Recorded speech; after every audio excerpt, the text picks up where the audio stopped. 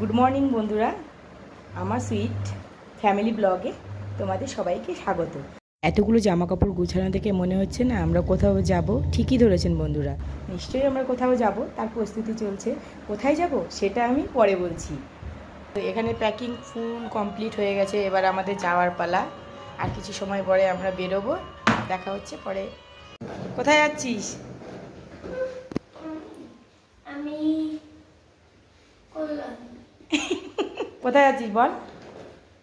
আমি রেল স্টেশনে যাচ্ছি, ওখান থেকে আমি রেল ধরে একটা ট্রেনে পৌঁছে যাবো কোরাপুট।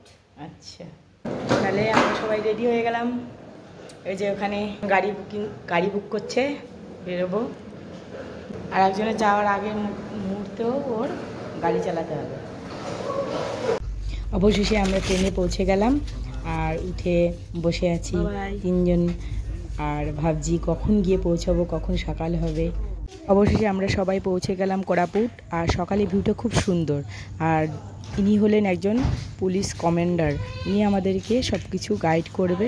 চারিদিকে এত সুন্দর একটা ভিউ, আর শুনশান জায়গাটা। সবাই বলছে যে এখানে ভূত পেত আছে, তাই সবাই একটু হাসাহাসি করছি।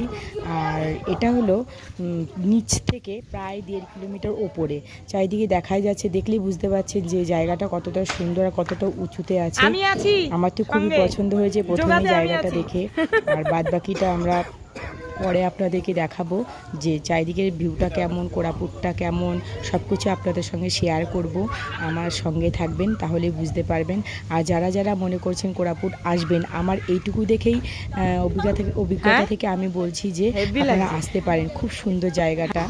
যে হাউসটা অবশেষে আমরা রুমে এসে পৌঁছালাম, এবার ঘুরতে বেরোবো। দেখি একটু বাইরে, এখানে বেলকনি থেকে কি সুন্দর বাইরের ভিউটা, খুব সুন্দর লাগছে। তো সেটা একটু শেয়ার করি। এখান দিয়ে একটা নদী বয়ে যাচ্ছে, জানি না, এত সুন্দর চারিদিকে ভিউটা, দারুণ।